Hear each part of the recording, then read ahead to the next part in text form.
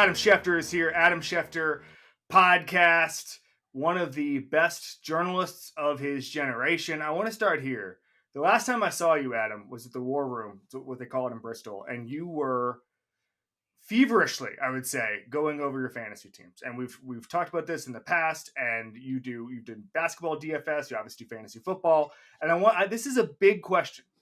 When people are going against Adam Schefter, who knows more about football and has more inside information than any human being on the planet, is it a fair fight? Do you use inside information? Listen, I always say, Kevin, that the more you know, the less you know. I can't tell you how often I've spoken to a coach where he's like, this guy's a big part of the game plan. I'm like, I'm putting him in my lineup. And then the first ball goes to the guy and he drops it or he pulls his hamstring or something happens. And every now and then it does work to your advantage. Like I have been in on 49ers running backs, Rams running backs, Washington running backs, descendants of certain coaching tree running backs. There we go. For a long time. Like in a year where everybody was taking, I'm trying to remember the guy's name in Washington. I could see it right now. Everybody was drafting him. Lo and behold, in the last round in his rookie year, I drafted Alfred Morris. Yep. And Alfred Morris went on to run for however many yards he did that year. And I drafted Kyron Williams a couple of years ago as a rookie, and then again the next year. And I was telling people to draft Kyron Williams. Sometimes it goes outside that tree. I remember the year that Alvin Kamara was a rookie. I told all my friends, take Alvin Kamara, take Alvin Kamara, take Alvin Kamara. And it worked out. But there are many instances in which it doesn't.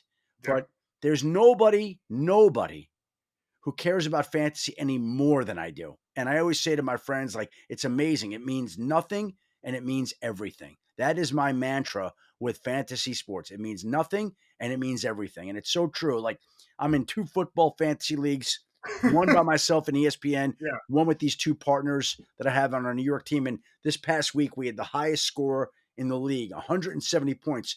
And I texted them Monday morning and I said, I can't tell you how happy I am. Like, just because we had the high score in the league, and it means nothing. And yet it made my Monday and uplifted my entire mood throughout the day that we had the highest score in the league. What does it mean? Again, nothing, but it made me very happy. So there's 2 reasons I don't play fantasy sports. I gamble on golf, pretty much exclusively, okay? Professional golf, and when I play golf. But part of me, I get so emotional, and I know how upset I am when Xander Schauffele misses an 8-foot putt to cost me, whatever it is, $60 in a league. I got it with a bunch of my former colleagues or whatever, right? And I just couldn't imagine like Bobby Wagner dropping an interception and how mad I'd be at Bobby Wagner. And then like 2 days later saying, hey, we got Bobby Wagner here. Like I literally cannot, I'm so emotionally weak and frail, Adam. I cannot separate those 2 things in my mind, professional and the fantasy part of it. I'll tell you a great story. I have 2 buddies at ESPN, Mike Cambreri and Eddie Marlette. And every week during the golf season, we do a $3 DFS lineup. We each do one. And we enter it in, I maybe shouldn't be saying this with ESPN, but we enter it one in DraftKings and one in FanDuel. And me and Camby and Eddie enter the lineups in DraftKings and we send them all in. And Eddie doesn't even know that we do this. And Eddie doesn't know this story to this day. He still doesn't know this yet. And I pulled him aside when I was at ESPN about a month ago. I'm like, Eddie, do you know what happened that day in the Scottish Open? He goes, no. And I got pulled aside, never got to him. So this may be the very first time that Eddie Marlette is hearing this story, and it's an unbelievable one. Okay. So Eddie sent his lineup that week for the Scottish Open, and he had Ben Griffin as the extra golfer that me and Camby decided didn't fit in the FanDuel lineup. We were like $300 over. And Camby said, why don't you pick somebody you want? And we went with a golfer with the last name of Langesk. Okay. You know Langesk? I don't think so. Okay. In the Scottish Open, we subbed in Langesk for Griffin. Okay. In a $3 tournament with about 13,000 entries. We finished first. On the final Sunday of the Scottish Open, Langesk went like 8 under and went from like 46th and he finished 3rd. I still have it on my phone. I took a snapshot of it because I won't ever forget it. And We had Robert McIntyre, and we had the guy that won it in McIntyre, and he was up Yeah. against, who was it? It was a veteran. Was it Adam Scott, who finished late? I believe it was Adam Scott. You know what $3 paid to win the Scottish Open, Kevin? How much? How much, Adam? $3,500 each in DFS. Thank you, Eddie Mollett. He doesn't know that his lineup won the whole thing for us. We made one little tweak to it, and Langesk will live on in DFS infamy to me and my buddy. Every time, even though I'm sure I'm in the red all the time on DFS and gambling on that, anytime I win something, I reinvest it into the sport of golf. Like I'll get a new club, I'll get a new whatever. I see it as found money, and so I always say I'm growing the game whenever I win. Just put it into lessons, something like that. Hey, let's talk a little. Here it is. By the way, I have it in my oh. phone. I have the actual lineup in my phone. We had Langesk with 125.8 points. He finished third. On the last day, he went -6. We had Davis Thompson, we had Sahith Thagila, we had McIntyre, we had Corey Connors, and Ludwig Aberg. First place, 684.1 points, $3,500 on $3. Thank you, Eddie. I mean, beautiful. And I watched it. And honestly, you would have thought that brought me more excitement than winning an Emmy or a Pulitzer. Like I was going nuts at the end. It was that's why you do it. It's so much fun. So much fun. That's why you do it. That's why you do it. So we're taping this on Tuesday morning. The Cowboys lost again in an uninspiring way on Monday night. Best guess right now, as we sit here on November 19th, what happens to the Cowboys in the next few months? Well, my guess would be that they continue playing the way they have. I think we've seen what Dallas is. Enough Cooper Rush in primetime. We get the tremendous Thanksgiving Day matchup of Cooper Rush and Tommy DeVito. Like, I didn't know that Thanksgiving was going to have an Italian flair this year, but it does. So whether that means, that I don't know how you're dressing up your turkey that year, but maybe you want to put it with a little extra time. Exactly. Yep. Something in honor of Tommy DeVito. So they'll continue playing the way they are. And here's the thing in Dallas, like they don't have to do much to change things because so many people there are on expiring contracts. Like Mike McCarthy and the coaching staff are on expiring contracts. Cooper Rush and Trey Lance are on expiring contracts. People keep saying, play Trey Lance. What does it matter? His contract's up. Like, why do we have to see him? I thought that was nuts. People were like, well, at least to see what he had for next year. You don't have him next year. Yeah, if he looks good, if he looks amazing, you're signing the Jordan Love contract. It's like, oh no. I keep hearing people lobbying. I want to get a look at Trey Lance for what? So he could go sign with Jacksonville or whoever he's going to sign next year. Like that's crazy. So you have all these quarterbacks on expiring contracts, running backs on expiring contracts, the coaching staff on expiring. Like I expect there to be the amount of change that's proportionate to the type of season that the Dallas Cowboys have had. When you have a season that is as disappointing as the one that they're going through, change is directly proportionate to the amount of losing that a team does, and it looks like they're going to do a lot of losing this year. Yeah, I don't know. Listen, my feeling on it is that if I think they'll change the coach, and I think everything else seems vaguely in place. They still draft players well. The roster talent is really good. Like they do a number of things really, really well. There's a lot of NFL teams that would kill to be the Cowboys year in, year out. With the way even Mike McCarthy's got a winning record in Dallas, like it's not an unmitigated disaster. I was looking the other day, like Jason Garrett's winning percentage is shockingly high. Like, they've been a consistently good organization. It's just that the couple of things in the contract stuff, in the coaching stuff, that's where it kind of unravels. And Jerry Jones, to me, doesn't feel like he wants to change, but on the other hand, he's had success. Well, Jerry Jones was on the radio Tuesday morning, and he knew all the stats. Cited we have the fifth best winning percentage in the last 15 years. We've won more games than all but 6. Like he had all the numbers down. What they haven't done is they haven't broken through and won the game that mattered most. What they haven't done is won when it mattered most in the postseason. They haven't come through at the critical moment. They've had big losses on big stages, and they haven't won this year. And whenever you don't win and you go through the type of year that the Cowboys are, for as much attention as they get, there are enough Cowboy haters out there that they can't wait to stick it to Dallas. And Dallas is giving them the perfect opportunity to serve it up on a big dish for Thanksgiving Day. I completely agree. And the one thing about the Cowboys, it reminds me a little bit of the college football playoff where the biggest difference in sports, I think, is the difference between making the college football playoff and being able to win it. So you'd see Notre Dame go and they'd have a nice season, then they'd go get the crap knocked out of them by Alabama or whomever, Clemson, whomever. And for the Cowboys, the roster talent is good enough to always win 10, 11, 12 games. Then they play a Niners. Then they play a team that actually does everything to maximize their roster, uses the trade market, maximizes the coaching. Like, that's the difference. The difference between 10 wins and true Super Bowl contention to me is massive. And the Cowboys have mastered the art of getting double-digit wins and not the art of getting to the tippy top there. That's my feeling on it. They've been unclutched when it mattered most. Yes. And because of that, that's haunting and that's troubling.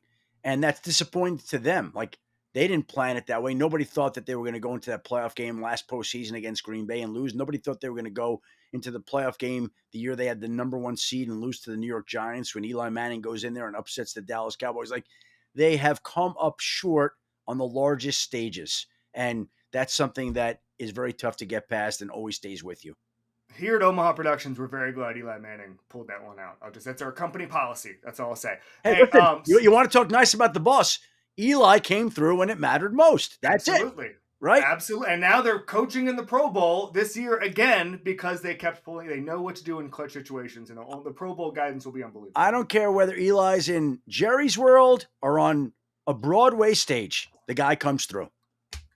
He sure does. Thank you. Thank you for that infomercial there, Adam. You are a massive Michigan fan. We know that. You went to the University of Michigan.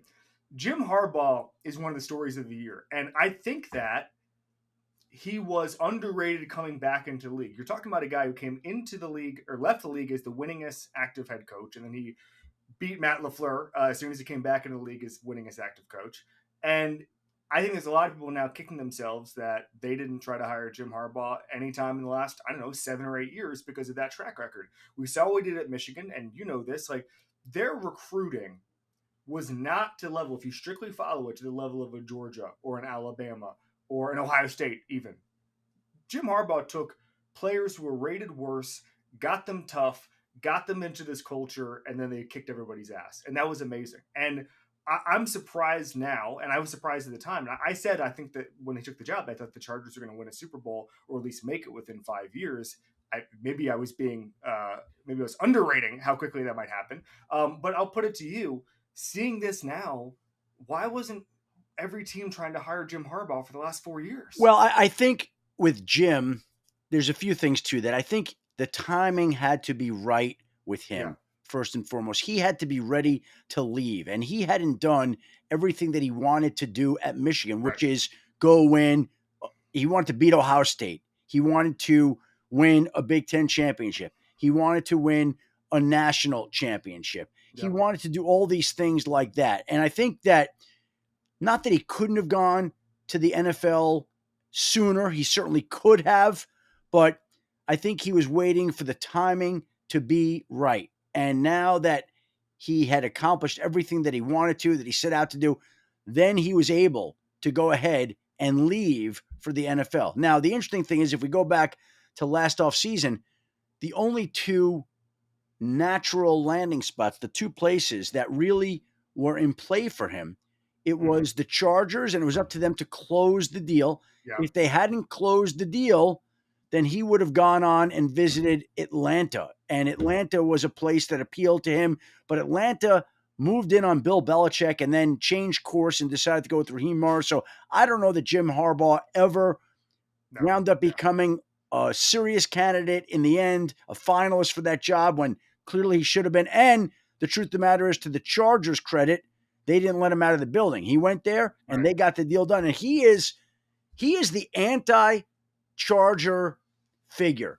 Like, 100%. If we think back to what the Chargers over the years have been, they have been soft, they have been unclutch, they have been injury prone, they have been underachieving. Am I right? Like, yes. When you think of the Chargers, those are all the things that they've been over time. And when you think of Jim Harbaugh, you think of consistency, toughness, maximizing potential, overachieving, not underachieving, playing hurt, playing tough, being smart, loving football, like all the things that organization wasn't, he is. And now 100%. he's brought all those things very quickly and transformed the culture of that organization almost overnight to where now I think the Chargers are one of the toughest teams in football. I completely agree. I I think they're one of completely the agree. most underrated teams. Nobody's paying attention because we're so conditioned to thinking of the Chargers Yeah. as this soft, underachieving team. But it may be different this year. And it certainly will be different in other years. And again, we have the Harbaugh matchup on Monday Night Football this week. We have the Chargers and the Ravens. And it's going to be a week of Jim Harbaugh and John Harbaugh on the network. And I will say this too, if I could allow myself to promote something that Omaha Productions actually didn't do. Omaha Productions has done everything but the Harbaugh piece that we've been working on for weeks and months.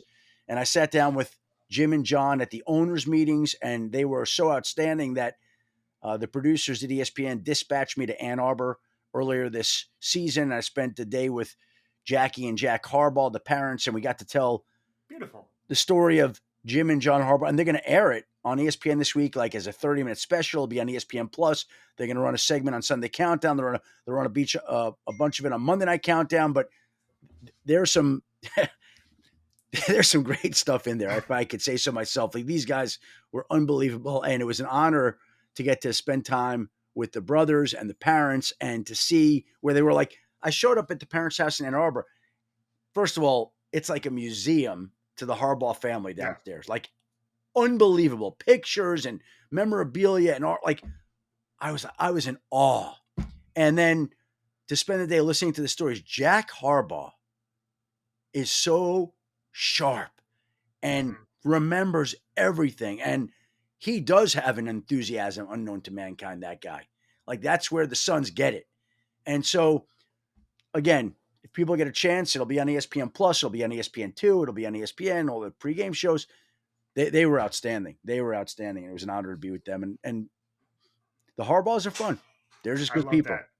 It's amazing you mentioned the Chargers being everything this year that they're not normally, because the history of that franchise is having talent and not getting it across the finish line because you wasted it. And no one maximizes talent like Jim Harbaugh. Nobody made, I think we've had revisionist history. It was not like we were looking at that 49ers team and saying, oh, this is a sleeping giant. No. He developed those guys. He made them tougher. Again, I already said that about Michigan. But like, we're taking, obviously they have Justin Herbert. Obviously they've got the names you know, but everybody thought they were going to take a step back because of the cap hell they were in, all that stuff. No. They're taking a bunch of young guys and they're making them better. If I may tell a story about Jim Harbaugh, owners meeting 2013, I want to say, we're in Phoenix, and Kenny Williams, who is the White Sox GM at the time, is at the bar. You know, as you know, lots of baseball people live at that resort in Arizona during spring training. So you'd see Clayton Kershaw, you'd see a bunch of people just in the lobby all the time because they've got a lot of money and they can live in a nice resort. Must be nice. But Kenny Williams is one of those people, the White Sox GM. And we're sitting there, and I think we were next to each other, and I knew who he was, and shook up a conversation there. At the end, he says, "Hey, is Jim Harbaugh here?" Because he knew what I was doing there, and I said, "Yeah." And he goes, "Do you know where I could find him?" And I said, "No, but I'll find Bob Lang or somebody, and we can connect." And I said, "Well, why do you ask?" And he said, "Oh, I didn't mention this, but it's always something I wanted to do, which is that my son was on the 49ers, and he was the one that muffed the punts in the NFC Championship game." Oh, wow. And he said that he wanted to thank Jim Harbaugh. I almost get emotional thinking about this now that I'm a parent. He said he wanted to thank Jim Harbaugh because when nobody loved his son, Jim Harbaugh did. And the love that Jim Harbaugh showed his son and the compassion when everybody was mad at him, he wanted to, as a man, father to father, thank him. And I'm not sure I've ever heard a better story about how to coach a team after a loss. And there's a reason the next year they were able to get to the Super Bowl. There's a reason, like you just hear those stories and you go, oh, okay, this makes sense. There's so much, again, like I said to you, Jim and John were so good. I'm going to play them on my podcast, the entire interview next week on the Adam Schefter podcast that you promoted. Beautiful. Thank you. And then Jack was so good. I think I may use him in his entirety the next week. And there were stories that aren't going to make it on air that will make into the podcast that were absolutely incredible. Like there was one story about Jim Harbaugh going into Western Kentucky. I believe it was Western Kentucky when they were failing and Jack was coaching there and Jim was playing quarterback for the Bears at the time. And he went in the offseason and he's recruiting guys and he's like he turned around the lives of young men. There's one story. One of the guys he recruited to the school went on to become a coach who's now in the Ravens staff. Like unbelievable. Wow. I mean, mind-blowing things just like the Williams story that you're telling there. And I think their impact on the sport is so much larger than people even realize. And again, they have made an incredible mark. And, when I was watching the highlights of the piece, here's how long their mark lasts. When I was a freshman at Michigan in 1985, my friends and I are in the freshman section at Michigan, and they're playing Ohio State. It's the first time any of us have gone to a Michigan-Ohio State game. It's a big game. It's cold. It's gray. And Jim Harbaugh throws a long touchdown pass in the fourth quarter to John Colazar, who's running straight at the freshman section. We're all going nuts. We're hopping all over each other. To this day, we remember that play and always will. And when Jim bestowed upon me the honor of coming back and being an honorary captain one year, I told these players before their first game they will have the chance to do something and make a mark the way that Jim Harbaugh made a mark on me and my friends in 1985 when he threw the touchdown pass to John Colazar, who ran straight into the freshman section and left us with a lifetime memory. In 1985. That's a mark that Jim Harbaugh made back then, 39 years ago. And he's been making marks at Michigan, wherever he's coached, for the 39 years since, whether it was with the Williams family or these other families that he brought to Western Kentucky or the people that he's coached in San Francisco or Stanford or the Chargers now or Michigan. Like, I'm just telling you, the guy, he's a winner. He's a winner. I completely agree. Why should you bet with Caesars Sportsbook? 2 words, Caesars Rewards. Every bet brings you closer to the types of benefits only Caesars can offer. Hotel stays, VIP experiences, sports and concert tickets, and more. It's not just an app, it's an empire. Let's do a couple rapid fire things. Most surprising non-football, non-sports interest that Adam Schefter has? Golf DFS. Love golf DFS. I mean, I like you, Kevin. I track that sport, and I'm in this golf pool where we pick golfers, and from the time the Players starts in March in Sawgrass, I can watch every shot that my golfer that week hits, and I'm like, I can't get enough of it. I'm completely obsessed too. Like I care so. It's the only I do so much research. I do strokes gained, all stuff. I will say this. The biggest win I've ever had in my entire life was at the British Open, and as you know, the British Open is right before training camp. Sometimes during training camp. And so 4 years ago, I did not have any time to do any research on the golfers, and so I just said, you know what? Just gonna put a bunch of Irish, Scottish, and British guys and English guys in there, and just see what happens. I'm sure they'll figure it out. It was the year Shane Lowry won. I think Tommy Fleetwood was second or third, something like that. And I won a ton of money. And I remember thinking, like, should I learn anything from the fact that the one time I didn't do any research, I won big? And normally I do, I win, $7 after an hour of research. Right. Yeah. But that's the idea. It's a $3 bet. Yeah. If you're fortunate, you double your money, you win $6. On the rare occasion, you win the British Open, you win the Scottish Open. Like, I'm just telling you, those are the things you never forget. I was recently with Brooks Koepka. Oh. And I said to him, because I was very curious. Yeah.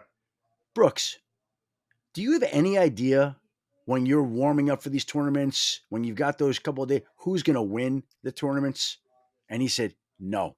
He said, I remember being at the Players a few years back, and I was playing with Hideki, and Hideki was driving the ball out of bounds, hitting wayward shots, and I said to myself, this guy looks cooked. This guy looks awful. And he wound up winning the tournament that weekend. So sometimes, as I said to you, the more you know, the less you know. It's true for me. It's true for the golfers. It's true for everybody. You don't know. None of us know what the hell we're talking about. True words have never been spoken. All right, so we both have a huge respect for Adrian Wojnarowski. Yeah. He sent me a very nice note a couple weeks ago. You obviously know him well. You talked a lot about his transition there, and I hopefully this is decades away because I love working with you.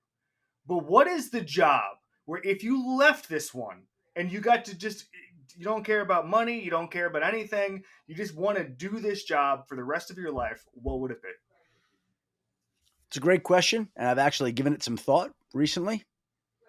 And I have two schools of thought. Like, there's a lot of things that I would have an interest in doing, but I would say this to you that I've done this now for 35 years, and I love doing it. And there is nothing better than getting a big story other than winning the Scottish Open.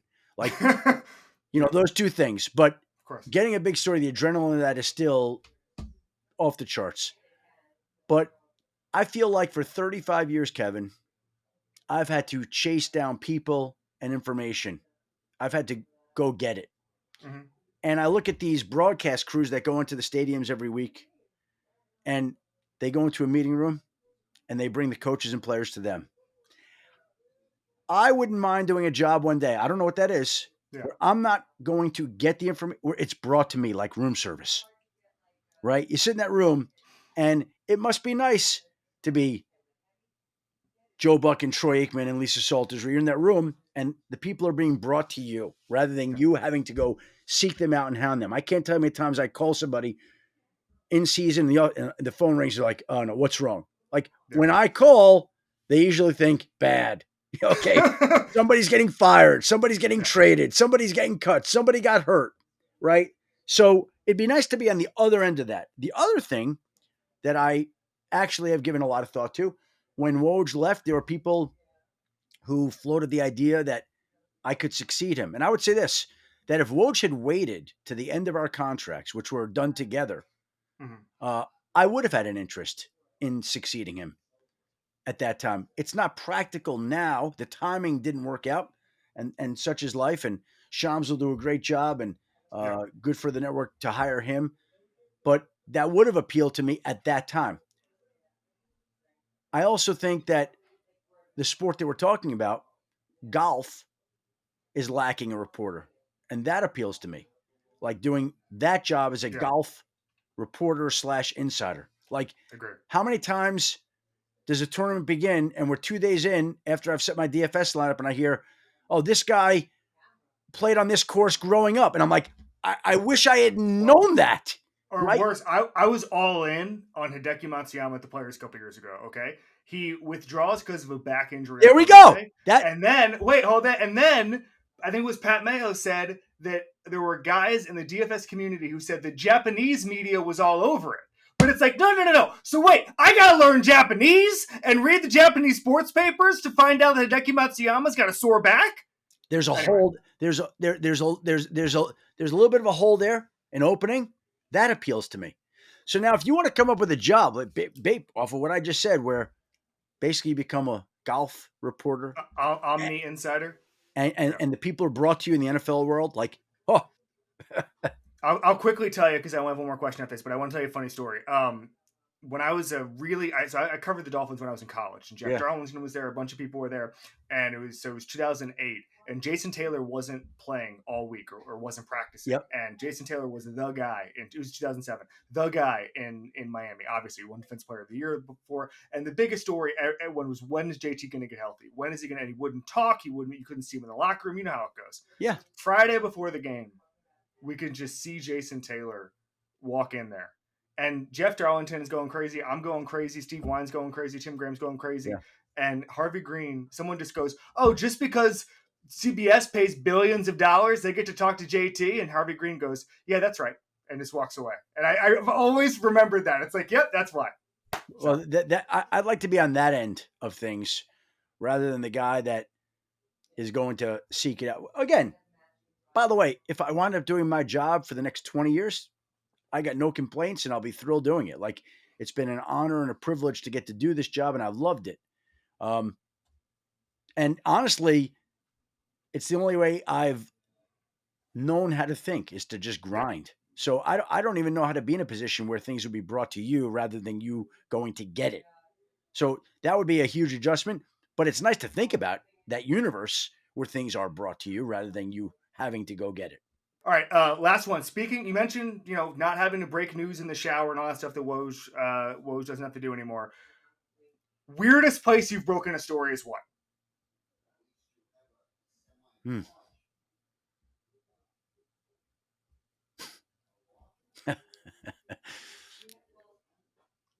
I can remember being in Denver one time, and I was how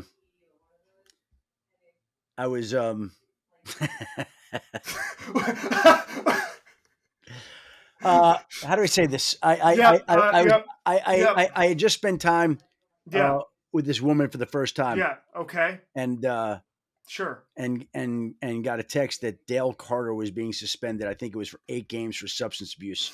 And so as I continued to lay there, confirm it, and got the job done, Kevin, in every which way. I'm just staring straight at the camera, buddy. I'm just not. That's it. That's it. This is the greatest episode we've ever had. Adam Schefter Podcast. Thank you so much, buddy. Thank you, Kevin.